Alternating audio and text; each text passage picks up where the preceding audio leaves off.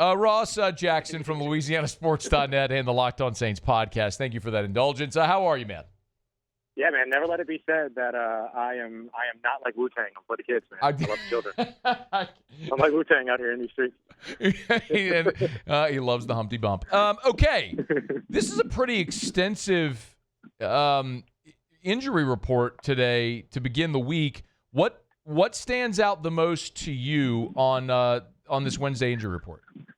Yeah, I mean, I think the first thing, of course, is Chase Young missing a fifth week after an injury that was called a calf injury, or that is a calf injury, and that he himself said would not be a long-term injury. I think we've officially entered long-term status in that he will now miss his fifth game. And it's being ruled out on a Wednesday after having already missed 4 weeks, where they've taken her all the way down before making the announcement. I thought that was a big standout thing for me. It's clear that whatever was supposed to happen with this, the Saints will never say it, but it's pretty clear, or appears pretty clear, that whatever was supposed to happen with that injury has not gone the way that it was supposed to go. I'm sorry, Ross. I don't mean to interrupt, but I'm looking at the injury report. The official game status designation isn't there. Did Kellen Moore say after practice, forgive me if I miss this, he has already ruled him out? Yeah. Kellen Moore said during the press conference that he and Cesar Ruiz were already ruled out. Now, we knew this about Cesar Ruiz already coming in, because he mentioned that on Monday as well. But yeah, he also ruled out Chase Young here on a Wednesday, which is a really kind of surprising and kind of took me aback a little bit when he said it. I was typing up a tweet with all the injury updates, and then I deleted it to tweet out that Chase Young's already out, because to me that felt like the biggest and most important thing. Wow. But that's a pretty big statement situation there. I just saw it. I just retweeted you. So I only saw the injury report. I'd missed the out designation. So, I mean, Ross, it's fair to say they screwed this up royally by not putting him on short-term IR. Yes. Or something happened, and he was supposed to be back within those 4 games, because that's typically the indication. If you don't put somebody on injured reserve, then that typically means that you're okay, that you're expecting that they'll be back, that there's a potential for them to be back within 4 games, and then maybe something changed. It sounds like every time that we ask about it, we're kind of told, like, yeah, no, he's doing great, like he's on his way back and all those other things. And even last week we were told that he was close, and then now he is ruled out on a Wednesday, which is kind of the opposite of close. And so it feels like something has happened there. And sometimes these calf injuries can turn into other injuries. It's part of the reason why you're so careful around them. Sometimes a lot of teams kind of treat them like hamstring injuries in a way. And so it's clear that something there went wrong. Now, you're also trying to manage, if you're an NFL team, the amount of return spots that you have and not use them too early. And they already had 4 guys that were designated to return and all these other things. So, like, I get that side of it. But, man, like the initial non-placement of him on IR seems to at least indicate that there was not an expectation initially that this would be a 5+ week now situation. He's on Twitter at Ross Jackson Nola, if you want to give him a follow. Okay, so no Cesar Ruiz. Dylan Radins also is a DNP today. What do they do at right guard? Yeah, I think you're probably going to see some combination of Torricelli, Simpkins, and they'll need to figure out somebody else to play on the interior if Trevor Penning is not able to go. Torricelli, Simpkins, the undrafted free agent rookie who came in this year and has been really impressive throughout training camp and the preseason, struggled a little bit up against Seattle, but then had the second lowest pass pressure percentage allowed of any rookie offensive lineman in week 4 going up against the Buffalo Bills. The only guy that was better than him was former LSU Tiger Will Campbell, who the Saints will face next week. And so Simpkins seems pretty solidified to kind of step into that role, which is great. He's a really physical player. And then I think they're going to have to wait and see how things go with Trevor Penning. He's now gone from a toe injury to an ankle injury after he got rolled up on pretty badly during that Buffalo Bills game. I was actually kind of surprised that he finished the game as a whole. So we'll see what ends up happening with him. But if he's not able to go as well as Cesar Ruiz, then maybe an Awesome Richards would be a guy that could potentially plug in and shift inside.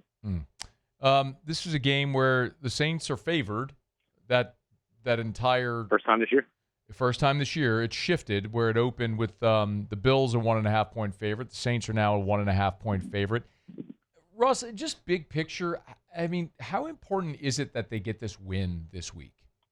I think it's massive. I think this is a really important game for them. And look, maybe I'm overblowing it. I'm okay with that being the case. But I think this is a pretty big game for them. This is really the first matchup out of the first 4 games that, everyone's looked at and said, okay, there's their chance for their first win. From the very beginning of the season, I predicted an 0-4 record and then a win up against the Giants. A lot of people felt the same way.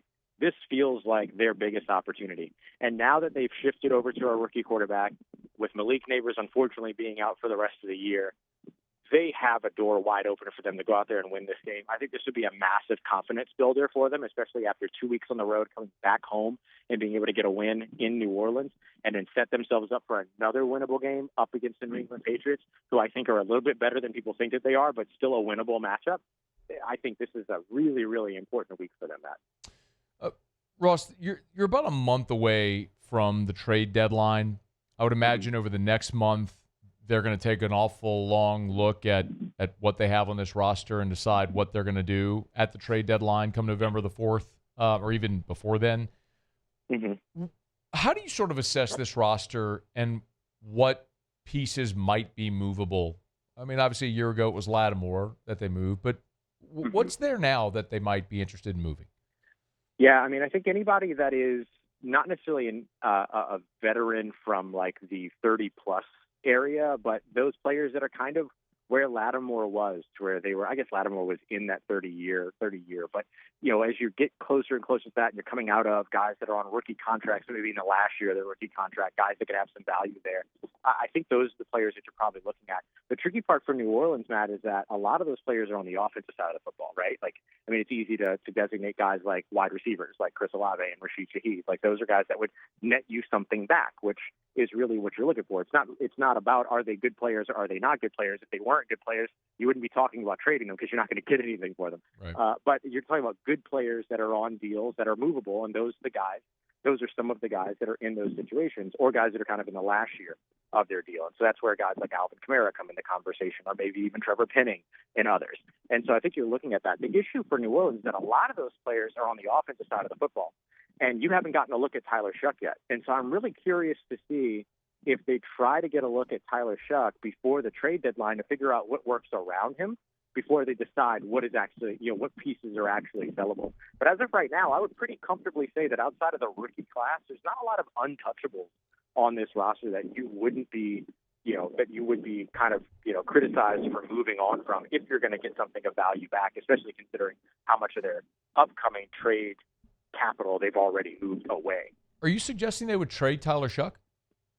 No, but I'm saying you want to see what works around him, okay. Right? Like you trade Chris Olave if he and Tyler Shough have awesome chemistry on the field? No, probably not.